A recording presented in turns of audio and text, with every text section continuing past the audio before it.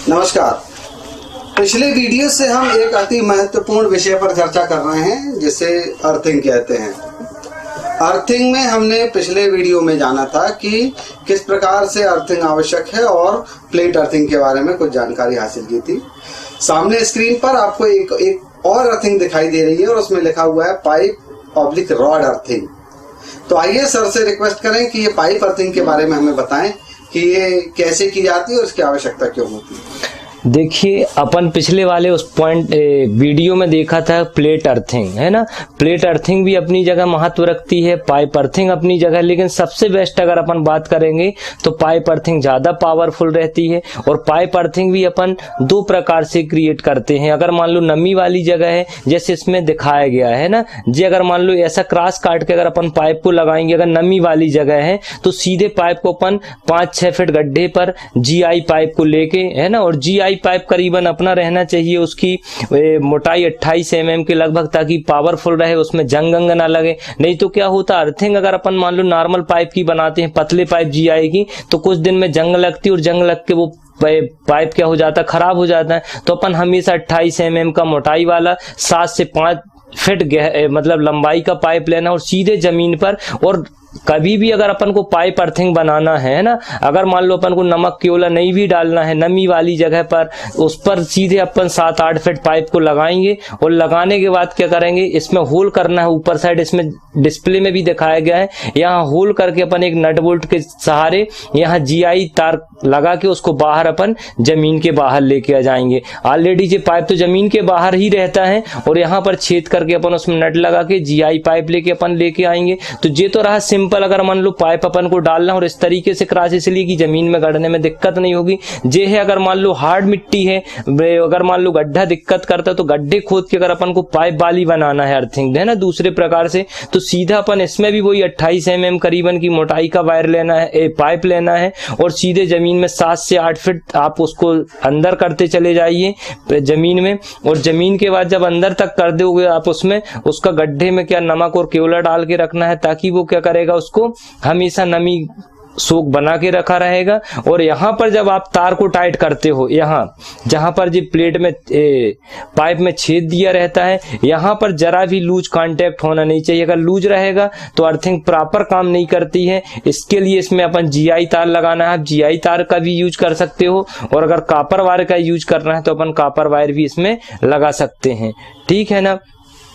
और अगर मान लो अपन को अर्थिंग जो रहती है, इस अर्थिंग का जो कार्य रहता है, इलेक्ट्रोड का कार्य करती है। पाइप को पृथ्वी में गड़ाने की गहराई पृथ्वी की नमी पर भी निर्भर करती है। यदि नमी पहले आ गई है तो अगर मान लो अपन को पहले नमी मिली हुई है तो उसमें अपन को 3-4 फीट अपन को लगाने की जरूरत है। अगर नमी नहीं है तो फिर अपन उसमें 6-7 फीट और अंदर जाएंगे। और अगर नमी बहुत कम है तो फिर उस पर अपन क्या करेंगे, पाइप के चारों तरफ के स्थान को कोयले तथा नमक से भर देते हैं, ताकि अर्थिंग प्रणाली की कार्य क्षमता बढ़ जाती है। प्लेट अर्थिंग की अपेक्षा पाइप अर्थिंग की कार्यकुशलता बहुत अच्छी रहती है, क्योंकि पाइप गोल होता है और अधिक लीकेज करंट ले सकता है पाइप के साथ। और पाइप में एक और चीज अपन को देखना है, इसमें बीच बीच में जो पॉइंट दिए हुए हैं ना, यहाँ पर छेद कर दिए जाते हैं ताकि वो नमी को बराबर सोखे। इस वाले पाइप में भी वैसे दिया हुआ है, जिसमें अपन ने नमक डाला है, इसमें नमक नहीं डाला है क्योंकि इसमें नमी ज्यादा है, इसमें नमी नहीं है, इसलिए इसमें नमक और कोयले का अपन ने यूज किया हुआ है।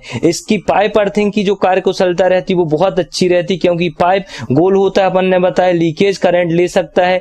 पाइप के साथ अर्थ तार पृथ्वी के ऊपर ही रहती है और उसको अपन हमेशा, हमने बताया कि इसको जो ऊपर वाला पॉइंट रहता है जिसमें छेद रहता है, यहाँ पर को नट को एकदम टाइट लेके जमीन के ऊपर तक लाना और जहां अपन को जरूरत पड़ती है उस पर अपन ले जाके उस अर्थिंग को कनेक्ट कर देते हैं। अच्छा सर, इस वीडियो में जो आपने बताया है कि ये जो पाइप यूज कर रहे हैं, ये पाइप क्या कॉपर का होता है या GI? नहीं, GI अच्छा। है ना, कॉपर का तो बहुत कॉस्टली पड़ जाता है, इसलिए जनरली। और GI पाइप का मतलब क्या होता है, अपन लोहे का कोई भी जनरली पाइप इसलिए यूज नहीं करते, GI पाइप में कोटिंग रहती GI की, इसीलिए उसमें जंग कार्बन नहीं लगती हमेशा, अपन इसलिए GI पाइप का ही यूज करते हैं उसमें। GI का क्या फुल फॉर्म है? गैल्वेनाइज्ड आयरन ना। हाँ, गैल्वेनाइज्ड आयरन, GI वायर। तो सर क्या इसमें जो अर्थिंग वायर भी रहता है क्या, वो जो हम जो घरेलू जो वायरिंग रहती है वैसे ही अर्थिंग वायर रहता है या कुछ अलग से होता है वायर इसका GI? नहीं, देखो पहले क्या होता था, GI पाइप में GI तार का यूज किया जाता था, लेकिन आजकल क्या हो गया है, मल्टी वायर का यूज होने लगा है। और मल्टी वायर में पहले आदमी क्या करता था, GI तार पतला भी आता है, पतले mm का, उसको अपन पूरी लाइन के साथ चलाते थे। लेकिन उसमें कई बार ये रहता था, मान लो लाइन शॉर्ट होती है ना, या न्यूट्रल फेज, तो उस लाइन में करंट आ जाने के कारण क्या किया जाता था, आजकल GI पाइप को सिर्फ बाहर लेके आएंगे और उसमें जो इंसुलेटेड वायर होते हैं, जो मल्टी वायर का यूज किया था, उस वायर का अपन यूज करते हैं, ताकि कभी भी लीकेज की संभावना ना हो। अगर मान लो लाइन शॉर्ट हो तो करंट की संभावना ना हो। इसलिए आजकल सबसे ज्यादा बाहर तो अपन वो वायर लेके आ जाएंगे, लेकिन उसके बाद फिर इंसुलेटर वायर का यूज करने लगते हैं। तो ये यहाँ से जैसे ये अर्थिंग वायर जो अपना यानी यहाँ से निकला जमीन के अंदर से, तो हाँ। पहले कहाँ पर जाता है? पहले अगर मीटर है तो मीटर के पास अपन कनेक्ट कर देंगे, या मान लो कोई भी पॉइंट बना देंगे और वहां पर उसको स्थिर करके नट बोल्ट की सहायता से, फिर आपको वहां पर अगर इंसुलेटर वायर का यूज करना है, मल्टी वायर का, तो आप वहां से आप यूज कर सकते हो। वो तो आपका परमानेंट एक पॉइंट हो गया, अच्छा, है ना, तो आप उसका यूज, या मान लो कोई बड़ा इंडस्ट्रियल एरिया है जहाँ फैक्ट्रियां वगैरह हैं, उस पर आप डायरेक्ट इसी तार का GI का हैवी वायर का यूज कर सकते हो। क्योंकि अर्थिंग बहुत अपने लिए सुरक्षा और उपकरण के लिए भी सुरक्षा बहुत जरूरी है।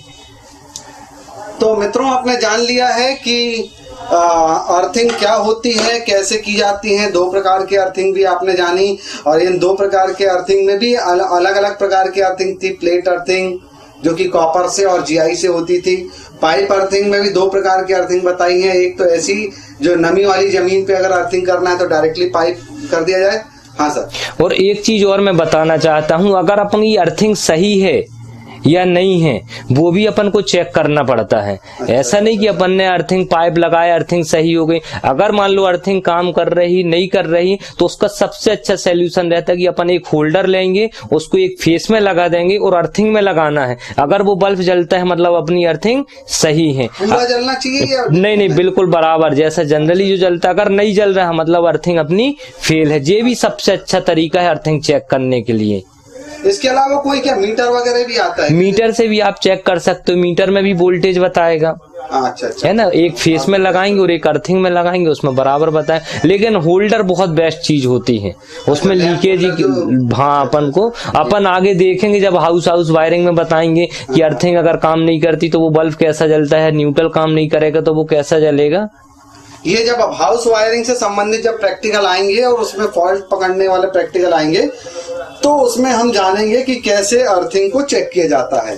फिलहाल इस वीडियो में इतना ही। आपने आशा है ये दोनों वीडियो बड़े ध्यान से देखे होंगे। पाइप अर्थिंग और प्लेट अर्थिंग के बारे में आपने सफिशिएंट जानकारी हासिल कर ली होगी। और भी वीडियोस आपके सामने प्रस्तुत होते रहेंगे, इंतजार कीजिए। धन्यवाद।